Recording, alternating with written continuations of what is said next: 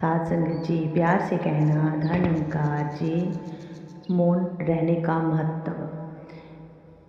कथा सिद्धार्थ के जीवन के उस दौर की है जब वह बुद्धित्व को प्राप्त नहीं हुए थे और निरंजना नदी के तटीय वनों में वृक्ष के नीचे ध्यान करते थे। सिद्धार्थ प्रतिदिन ध्यान करने के बाद पास के किसी गांव में चले जाते और भिक्षा मांगकर लौट आते।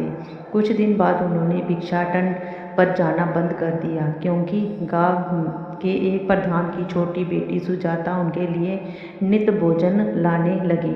सिद्धार्थ को वह बड़े स्नेह से भोजन कराती थी। कुछ दिनों बाद उसी गांव का एक चरवाहा भी सिद्धार्थ के प्रभावित होकर उनके पास आने लगा। उसका नाम स्वस्ति था।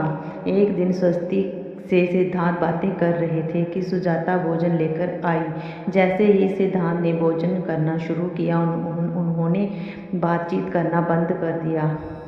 जितनी देर तक वह भोजन करते रहे बिल्कुल चुप रहे और वहाँ सन्नाटा छाया रहा। स्वस्तिक को हैरानी हुई। उसने सिद्धार्थ के भोजन करने के उपरांत उनसे पूछा, गुरुदेव, आप मेरे आने के बाद निरंतर वार्तालाप करते रहे किंतु भोजन के समय एक शब्द भी नहीं बोले, इसका क्या कारण है? सिद्धार्थ बोले, भोजन का निर्माण बड़ी कठिनाई से होता है।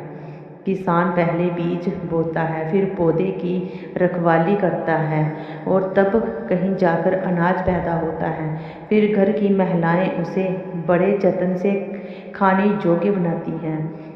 इतनी कठिनाई से तैयार भोजन का पूरा आनंद तभी संभव है जब हम पूर्णतः मौन हों।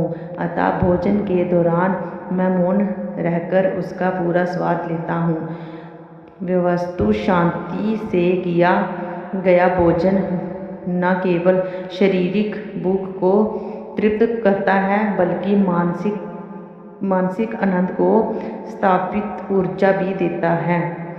इसीलिए प्यारे साथ संगत जी, भोजन करते वक्त हमें चुपचाप रहना चाहिए और इस परमपिता परमात्मा का ध्यान करते हुए भोजन को ग्रहण करना चाहिए। प्यार से कहना धन निकार जी।